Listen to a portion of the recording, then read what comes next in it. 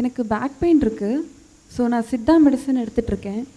ஒரு 1.5 மந்த்தாக எடுத்துகிட்ருக்கேன். இப்போ ரொம்ப பெட்டராக இருக்குது. எல்லா ப்ராக்டிஸும் என்னால் பண்ண முடியுது. ஆனால் இந்த சித்தா மெடிசனில் ஏதோ மெட்டல் கலக்கிறதா சொல்கிறாங்க. அலோபதிக்கும் ஆயுர்வேதா இதெல்லாம் கம்பேர் பண்ணும்போது இந்த சித்தா மெடிசன் என்ன மாதிரி நம்ம உடம்புல தாக்கம் செய்யுது? Essentially, the difference between Ayurveda and Siddha and Allopathy is just this. Allopathy is purely chemicals, chemical manipulation of the system. When it's an emergency, you must use it. But if it's a long…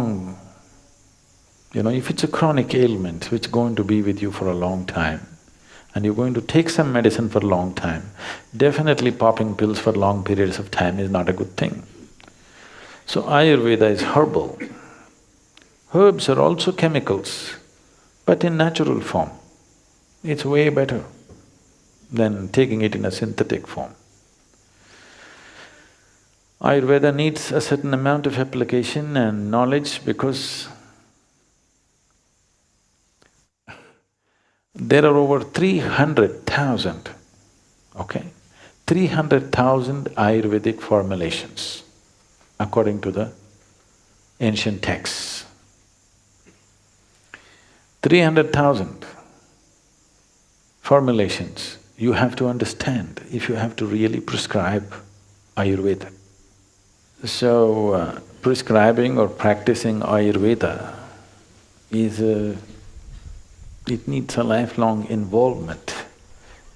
These days I see people come from outside the country, they study Ayurveda for 1.5 months and they're certified Ayurvedic teachers or doctors, practitioners, which is a very dangerous thing to do.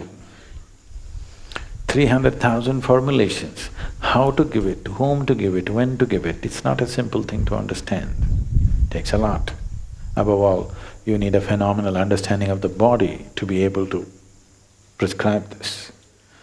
Siddha is very different in the sense, Siddha is essentially elemental in nature. There are herbs, but essentially it's elemental in nature. It comes more from the yogic science, because the fundamental of yogic science is in bhuta shuddhi or in cleansing of one's elements. This is an evolution from the yogic science, and Siddha Vaidya was essentially formulated by Agastya Muni, and they say Adiyogi himself practiced it and Agastya brought it to the south and only in the south it lived, nowhere else. And it's elemental in nature, which needs less study but more internal mastery for the person who practices it, which is again a problem today. We hope these young people who are starting their sadhana at the age of 6 and they're going to be in sadhana throughout their growing period, these kind of people can take to Siddha very effortlessly because the necessary sadhana is there within them. Siddha Vaidya cannot happen without sadhana. Today they have set up colleges for Siddha Vaidya, which it will not work like that. They're picking up bits and pieces from the text and trying to practice that. Quackery, Siddha quackery is happening.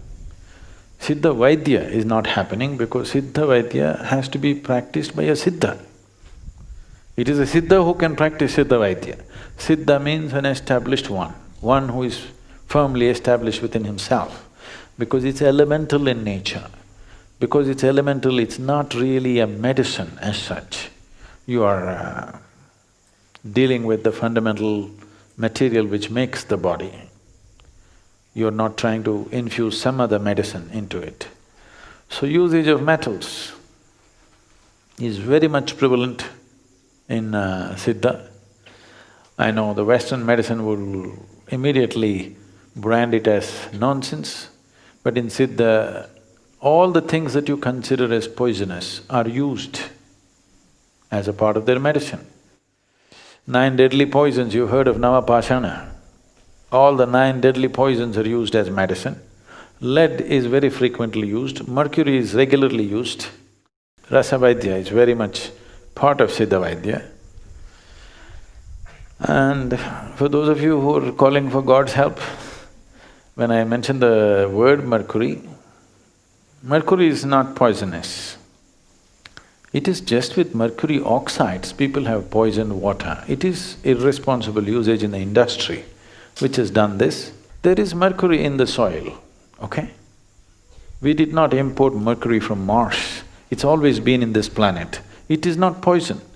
It is mercury oxides which are irresponsibly used in industry and let out into the rivers and lakes, which poisoned the waters on this planet.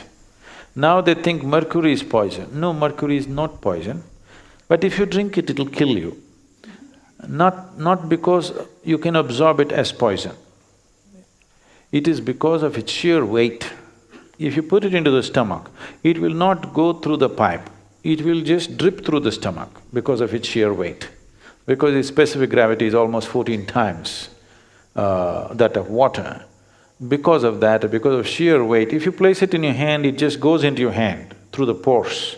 Similarly, if you put it into the stomach, it'll go through the stomach, it'll not go through the intestine. Because of that, it may kill you, because it bores holes. Not because it's acidic, simply because of sheer weight. But consumption of mercury is very much a part of the yogic system and very much a part of the Siddha Vaidya.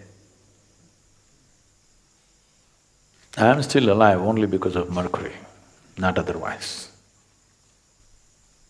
So, Siddha is a very completely different kind of medicine system than anything that you will find on the planet, but it needs a Siddha to give Siddha medicine. If you are not established, if you can't hold the mercury, you don't give mercury to somebody else. Yogic system has always used mercury. Mercury and yogis are always together. You cannot… Even you will see, traveling yogis will carry a little bit of mercury with them always. If not in liquid form, in solid form, solidified mercury, people do practices, keeping it in their mouth and doing things and whatever. There are various aspects to it. Nobody try that here, okay? We don't want you dead. It's not just bad things that kill you, good things that you're not ready for can kill you.